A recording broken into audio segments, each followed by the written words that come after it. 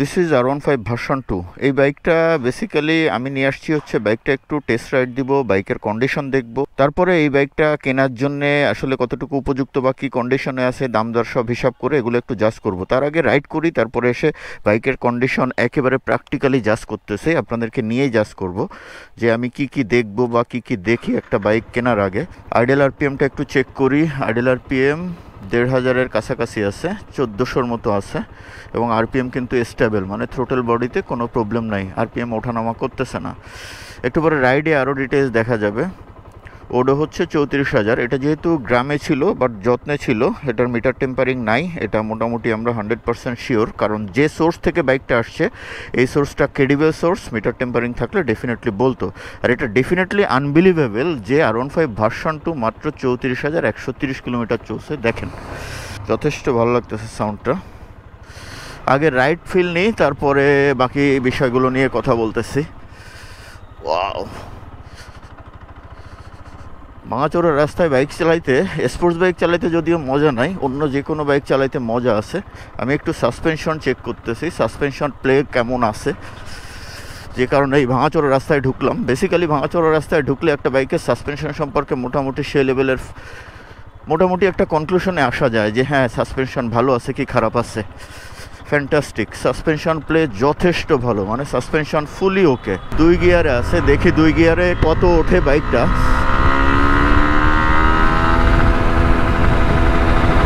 69, 2 গিয়ারে 69 উঠছে। এবার সার্টেইন একটা আরপিএমে থ্রোটলটা আমি ধরে রাখবো, দেখি কোনো সমস্যা আছে কিনা, দম মারে কিনা বা খোট মারে কিনা। না, দম মারা খোট মারা টাইপের কোনো সমস্যা নাই, তার মানে থ্রোটল বডি বা ইঞ্জেক্টরে কোনো ইস্যু নাই। ইঞ্জিন রিফাইনমেন্ট যথেষ্ট ভালো আছে, মানে ইঞ্জিনের কন্ডিশন যথেষ্ট ভালো, যথেষ্ট বড় কোনো কাজ আছে বলে আমার মনে হয় না। একটু ব্রেক ধরে দেখব যে টাল টুল আছে কিনা কোথাও বা অন্য কোনো ইস্যু আছে কিনা। বল রেসার ভাঙা রাস্তায় তো দেখলাম, বল রেসার 100% ওকে, বল রেসারে কোনো সমস্যা নাই। ব্রেক নিয়ে একটু ঘাটাঘাটি করি, ব্রেক ঠিক আছে পেছনেরটা, যদিও ব্রেকের বাইটটা একটু কম, এটা থাকবেই, এটা নিজেরা নিজেদের মতো করে টিউন আপ করে নিতে হয়, বা ব্রেক প্যাড চেঞ্জ করার দরকার হলে চেঞ্জ করে নিতে হবে। ভাই এত পুরনো একটা বাইক, 100% সব কিছু তো ঠিক থাকবে না, কিছু জায়গায় গ্যাপ থাকবেই। তারপরেও ব্রেক যে অনেক খারাপ সেটা না। অনেক বছর পরে R15 ভার্সন 2 চালাচ্ছি, সেই লেভেলের একটা ফিল হচ্ছে। বাট এবার এই বাইকটা যদি কেনা হয় ডেফিনেটলি বাইকটা নিয়ে অনেক ভিডিও দেখবেন, এই বাইকটা নিয়ে অনেক কথাবার্তা হবে। আর R15 ভার্সন 2 এখন এসে একটা লোক কেন কিনতে চাচ্ছে, এর কারণটা হচ্ছে R15 ভার্সন 2 এখনও পর্যন্ত অনেকের ক্র্যাশ হয়ে আছে। অনেকেই চায় যে পুরনো R15 ভার্সন 1 বা 2 এই বাইকগুলো যদি ভালো কন্ডিশনে পায়, ডেফিনেটলি অনেকেই চায় যে কিনে একটা কালেকশনে রাখি, বা অনেকে রেগুলার রাইডের জন্যও কিনতে চায়। এই বাইকগুলোর ডিমান্ড এখনও এমন। এখন R15 ভার্সন 4 বা এর যুগে এখনও পর্যন্ত এই R15 ভার্সন 2 থেকে আপনি যে লেভেলের পারফরমেন্স পাবেন, আপনি রীতিমতো অবাক হয়ে যাবেন যে এখনও এরকম পারফরমেন্স কিভাবে দিচ্ছে। একটু রেপ করে দেখি।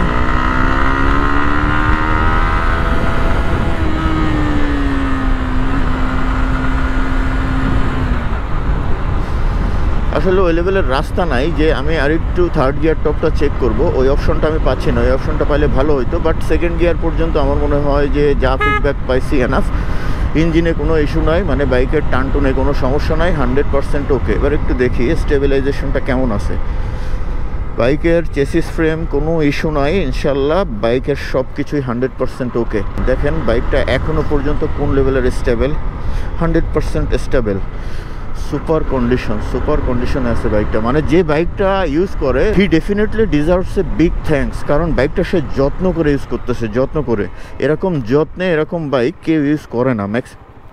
পুরনো বাইক এরকম ভালো কন্ডিশনে পাওয়াটা অনেক ডিফিকাল্ট, মানে আমি পাই না। দেখা যায় যে বাইক পুরনো হয়ে গেলে অনেকে বাইকের উপর ওই মায়াটা থাকে না, যে কারণে অনেকেই বাইকের উপর ওইভাবে যত্ন খাতির করে না, বাইকের পেছনে খরচ করে না। সব কিছু তো সেই লাগতেছে, সেই মানে আমার মনেই হচ্ছে না যে এত পুরনো একটা বাইক চালাচ্ছি, বাইকটার কন্ডিশন এত ভালো। বাট একটা জিনিস, সেটা হচ্ছে বাইকটার ফুট রেস্টে হালকা একটু ভাইব্রেটিং একটা ফিল পাচ্ছি। এর কারণ হচ্ছে সম্ভবত চেনটা পুরনো বা চেন স্পকেটটা ঠিক নাই বা টায়ারের কি অবস্থা জানি না, ওই চেন নইলে টায়ার, এই দুইটার যে কোনো একটা ইস্যু আছে, যে কারণে ফুটরেস্টে হালকা একটা ভাইব্রেশন আসতেছে, হালকা। এটা অনেক বড় বিষয় না, এটা একেবারে ছোট্ট বিষয়। চেন শুকনা থাকলে অনেক সময় এই ভাইব্রেশনগুলো করে, এটা একটু পরে দেখতেছি, বাকি সব যখন দেখব। আমি বাইকটা রাইড করার আগেও আমি চিন্তাই করি নাই যে একটা R15 ভার্সন 2 এত পুরনো বাট এত ভালো কন্ডিশনে পাবো। Really I am surprised. আর সেকেন্ড হ্যান্ড বাইকের ক্ষেত্রে সবথেকে বড় ব্যাপার হচ্ছে সেকেন্ড হ্যান্ড বাইক 99% শপই, মানে সবাই হচ্ছে চিট, মানে চিটার বাটপার সবগুলো। মিটার টেম্পারিং করবে, স্ক্র্যাচ বা দাগ ভাঙাচোরা এগুলো ম্যাক্সিমাম লেভেলে ট্রাই করে গোপন করার। দেখা যায় একটা বাইক চলছে হচ্ছে 40,000 কিলোমিটার, ওইটা 5,000 কিলোমিটারে এনে আপনার কাছে ওই লেভেলের একটা দাম রাখছে, বাইকে অনেক দাগ আছে, স্ক্র্যাচ আছে, অ্যাক্সিডেন্ট করা, ইঞ্জিনের অবস্থা ভালো ছিল না। পরে আপনি যখন কেনেন 10-15 দিন পরে দেখা যায় ওই বাইকের পেছনে 20-25 হাজার টাকা খরচ হয়ে যায়। তো সেকেন্ড হ্যান্ড বাইক সব যারা আছে এরা ম্যাক্সিমাম হচ্ছে, শুনতে খুব খারাপ শোনায় বা অনেকে হয়তো রাগ করবে যারা এই ব্যবসার সাথে ইনভলভ আছে, যে আমাদেরকে এভাবে ডাইরেক্ট প্রতারক বলতেছে। ভাই আমি বাধ্য হচ্ছি, এখন আদার্স জিনিসগুলো দেখি, দেখে তারপরে গো হেড অর নট এটা হচ্ছে বলবো। আর এই বাইকটা কেনার চিন্তাভাবনা হচ্ছে কত টাকায় কি এগুলো একটু পরে বলতেছি, আগে বাইকটা ভালো করে দেখি, এখানে রেখেই আপনাদেরকে দেখাই।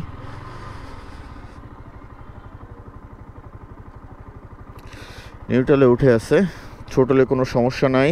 আচ্ছা আগে মিটারটা একটু চেক করি।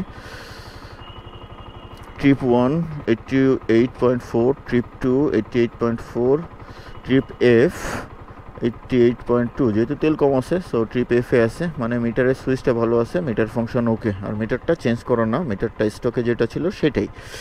আচ্ছা এবার হ্যান্ডেলের এটা চেক করি, বললে স্যার কোনো সমস্যা নাই, সব কিছু ঠিক আছে। একটু জং পড়ছে ভাই, এত পুরনো বাইক একটু জং পড়বেই, আদারওয়াইজ কোনো ইস্যু পাচ্ছি না। ওকে স্টার্টটা বন্ধ করে একটু চেক করি সব কিছু। ট্যাঙ্ক শেপ, কালার, পেইন্ট সব কিছু আলহামদুলিল্লাহ ঠিক আছে। ছোট্ট একটু দাগ আছে, রং এখান থেকে হালকা উঠে গেছে, এগুলো কোনো বিষয়ই না। এত পুরনো বাইক নতুনের মতো রং বা সব কিছু তো আপনি পাবেন না। দেখি হ্যান্ডেলের বুটলিটা চেক করি। বুটলিটা দেখেন কোনো ক্র্যাশের কোনো সাইন নাই, এইখানেও ক্র্যাশের কোনো সাইন নাই। গুড। এই পাশেরটা দেখি,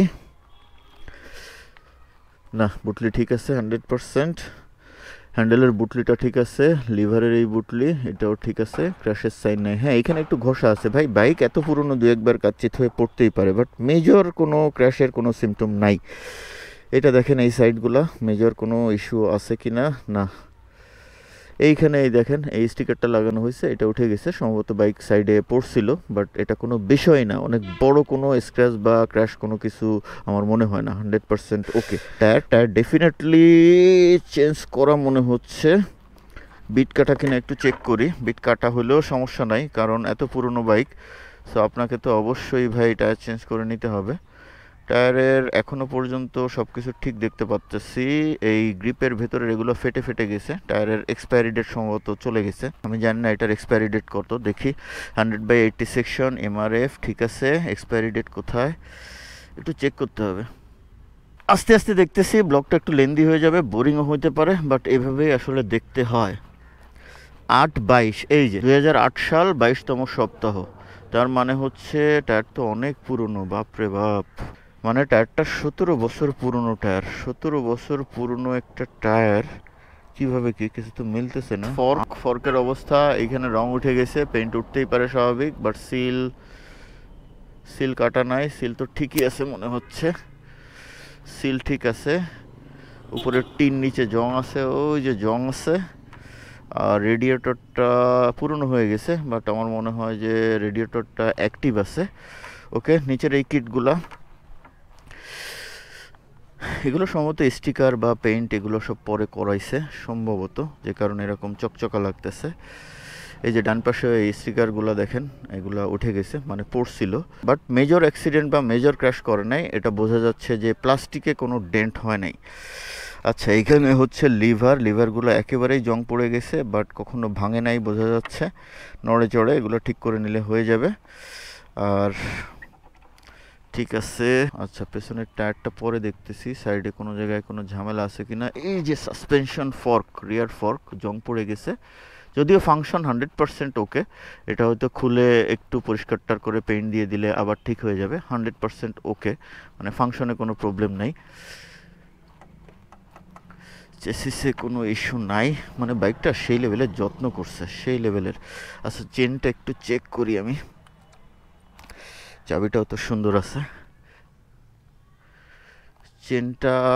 চেন স্পকেটটা পুরনো, ইয়েস, চেন স্পকেটটা চেঞ্জ করতে হবে। চেন স্পকেটের জন্য বেসিক্যালি ফুট রেস্টের ভাইব্রেশনটা আসতেছিল। চেনটা একেবারে পুরনো, দেখেন স্পকেটে জং পড়ে গেছে। অবশ্য চেনটা লুপ করা, যে কারণে অত বেশি প্রবলেম ফেস করি নাই। আচ্ছা পেছনের টায়ারটা একটু দেখি, 140/70 এমআরএফ মাসেইটার। এটার প্রোডাকশন ডেট কত আমি জানি না, এটা একটু দেখতে হবে, দেখি এই সাইডে আছে নাকি। আচ্ছা প্রোডাকশন ডেটটা একটু পরে দেখতেছি। টায়ারের গ্রিপ ভালো আছে, টায়ার এত সুন্দর গ্রিপ কিন্তু ভেতরে ফেটে ফেটে গেছে হালকা। এটাও সম্ভবত এক্সপায়ারি ডেট চলে গেছে আমার মনে হচ্ছে আর কি সেরকম। বাট টায়ারের এক্সপায়ারি ডেট কোথায় আছে, প্রোডাকশন ডেটটা দেখলে বুঝতে পারবো এক্সপায়ারি ডেটটা কত। আচ্ছা টায়ারের এক্সপায়ারি ডেটটা পরে দেখতেছি। এগুলো সব পেইন্ট করা ফর শিওর, পেইন্ট করে এইভাবে চকচকা রাখছে। এটা রাখতেই হবে ভাই, কারণ হচ্ছে পেইন্ট না করলে তো এরকম থাকবে না, এত পুরনো একটা বাইক। এগুলো সবই আমি শিওর, এই যে পেইন্ট করা, এগুলো পেইন্ট করে সব সুন্দর রাখছে। এইখানে এইগুলো জং পড়ছে, এইখানে এই দেখেন ব্রেক লিভার, এই যে জং পড়া, এই জং পড়বেই। আর সাইলেন্সার পাইপে জং পড়ে গেছে, এটা একটু ঘষা মাজায় পেইন্ট দিয়ে দিলে ঠিক হয়ে যাবে। ওই যে ভেতরে জং আছে। ইঞ্জিনটা ফুলি ফ্রেশই দেখাচ্ছে। আচ্ছা ফ্রন্টের ডিস্কটা একটু দেখি। ডিস্কটা তো একেবারে ক্ষয় হয় নাই, বুঝলাম না। দেখেন ডিস্কের এখানে জং পড়ে গেছে, ডিস্ক ক্ষয়ই হয় নাই। মাত্র 34,000 কিলো চলছে, এটা বোঝা যায় যে ডিস্ক জং। এই ডিস্ক কিন্তু চেঞ্জ করো না, ডিস্কের কোথাও একটু ডেন্ট নাই। ফাইন ফাইন ওকে, পেছনের ডিস্কটা তো দেখলাম না, পেছনের ডিস্কটা একটু দেখি। এটা হালকা একটু নামছে, বাট ওকে, জং পড়ে গেছে, বাট মেইন সারফেসটা হালকা একটু ক্ষয় হয়েছে। বাট এই ডিস্ক দিয়ে অনেক দিন চলতে পারবে এখনও, মানে এই ডিস্কে কোনো ইস্যু নাই। আচ্ছা পেছনের টায়ারের এক্সপায়ারি ডেটটা একটু দেখার চেষ্টা করি এখন। পেছনে নিই,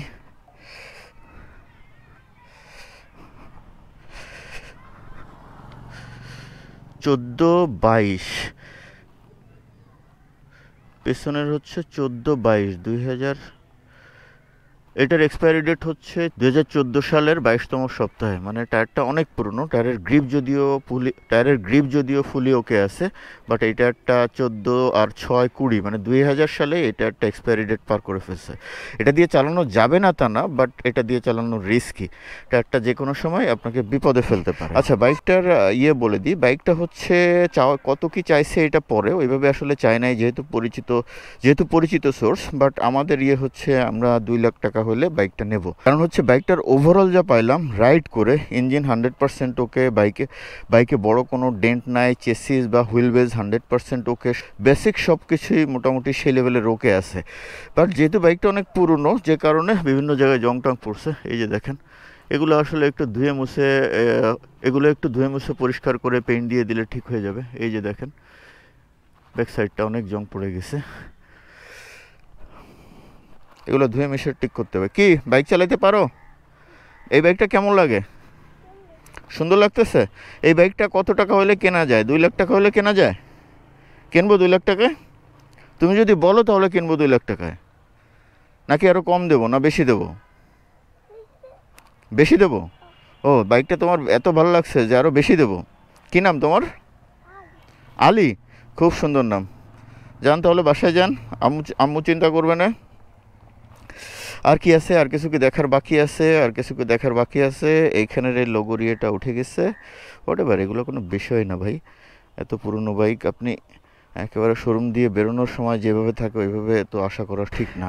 ক্র্যাশ করে এখানে দেখেন ভেঙে গেছিলো এইখানে, এটা অবশ্য বলছে এই ভদ্রলোক, আমি এটা মার্ক করি নাই। আচ্ছা আর একটা বিষয় হচ্ছে, এই রিমের যেহেতু পেইন্ট করা, পেইন্টগুলো উঠে গেছে, এগুলো ঘষায় রিম পেইন্টটা করায় নেওয়া যাইতে পারে যদি দেখতে সুন্দর চাও আর কি। ডিস্কগুলো কিন্তু খুব ভালো আছে, বুঝছো, ডিস্কটির সব ভালো আছে। সো এই হচ্ছে বিষয়। 2.5 লাখ হচ্ছে আস্কিং রেট, আমরা 2 লাখ বলবো। 2 লাখে যদি দেয় 2 লাখে নিতে পারি, 2 লাখের উপরে আমরা কোনোভাবেও যাব না, সর্বোচ্চ 2 লাখ, তাই তো? ওকে, সো এই হচ্ছে একটা second hand bike R15 version 2 কিভাবে দেখলাম। আচ্ছা, R15 ভার্সন 2 এটা ক্র্যাশ কেন আমাদের ভাই এখনো? এখনো এর ক্র্যাশ, ছোটবেলার কিছু ক্র্যাশ থাকে না? হ্যাঁ, এটা হলো ছোটবেলার ক্র্যাশ, ঠিক বলছো। এটা সবার, আর শুধুমাত্র তোমার না, এটা আমারও ক্র্যাশ এখনো পর্যন্ত। মানে ভালো ফ্রেশ কন্ডিশনের R15 ভার্সন 1 বা 2 যদি কেউ এখনো পায়, তাও কিনে রাখবে, এরকম অনেক লোক মুভি আছে। স্টারের মোটোজিপি। হ্যাঁ, এটা হচ্ছে মোটোজিপি মুভি স্টার যে ভার্সনটা ছিল, ভার্সন 2, এটা বোধহয় খুব কম আসছিল বাংলাদেশে। এটা হচ্ছে ওইটা। থাম্বনেইলের একটা ছবি তুলে ফেলি।